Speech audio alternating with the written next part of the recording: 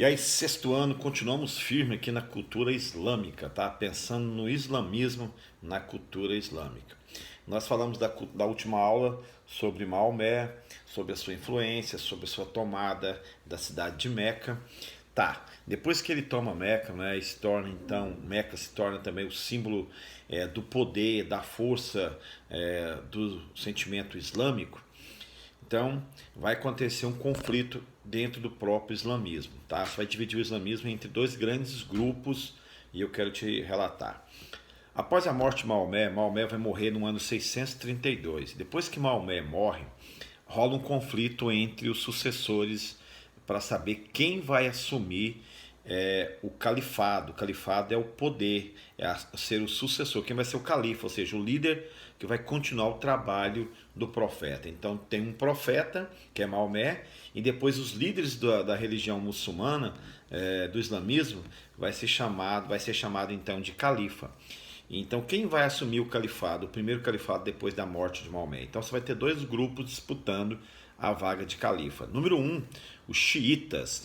Lembra bem? Xiitas é o grupo hiper radical, tá?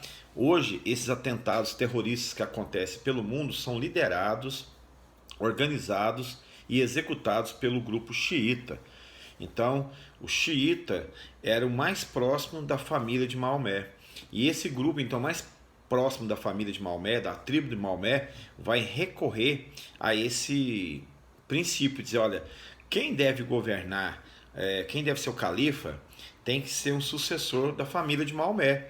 Então, eles vão escolher, vão apresentar o nome de um homem chamado Ali Talibá. Daí hoje você vai ter um grupo terrorista chamado Talibã. E esse grupo então veio desse indivíduo, não é? Que era primo de Maomé.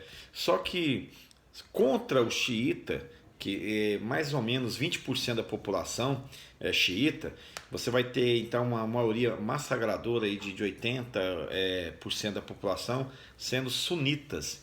E o sunita vai propor então que nada disso, nada de ter um califa via sucessor da família de Maomé.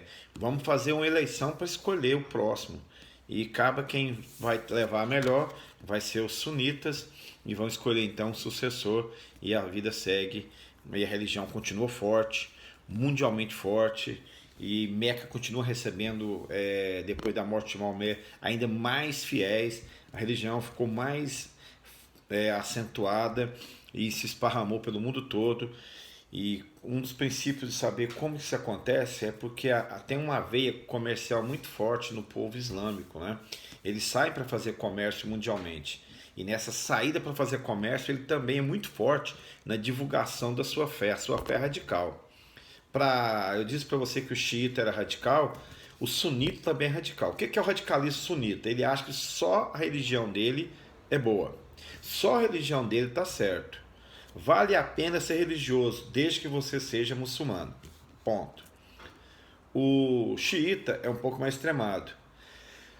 Tenho que ser muçulmano. E se você não for muçulmano, isso me dá direito de obrigar você de forma violenta a seguir o princípio deixado por Maomé.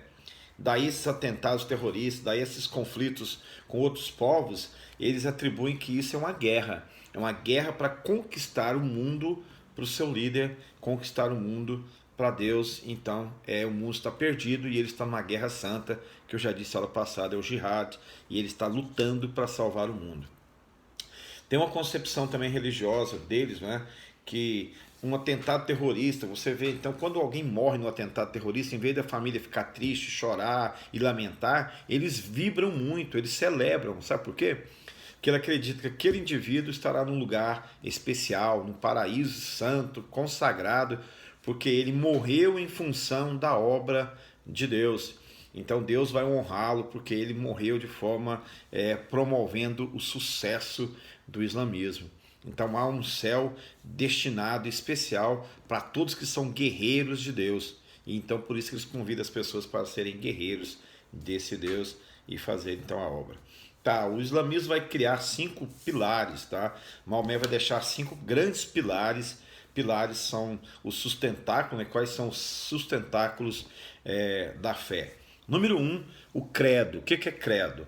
Credo é assim: todo mundo que assume a fé tem que confessar publicamente o credo, tem que dizer para as pessoas: eu acredito em duas coisas.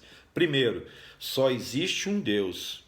Segundo, Maomé é o único profeta desse Deus. Então, quem assume a fé islâmica tem que confessar o credo. Mais ou menos assim, como uma confissão de fé dos evangélicos. Quando a gente vai se batizar, a gente confessa lá que aceita a fé do cristianismo. E eles então confessam que aceitam só Deus como o único Deus, o Deus único. Por que único? Porque a fé deles era baseada numa múltipla quantidade de deuses, né? Agora não, agora é só um, só Deus, só Alá. Então é um só. Dois, você precisa orar 5 vezes ao dia. Gente, os camaradas oram 5 vezes ao dia.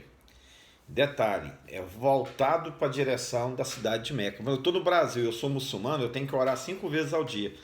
Então eu tenho que me orientar geograficamente, eu não sei que lado fica Meca, então eu tenho que me orientar para o lado de Meca e fazer a minha oração no sentido da cidade de Meca. Lembrando que sexta-feira,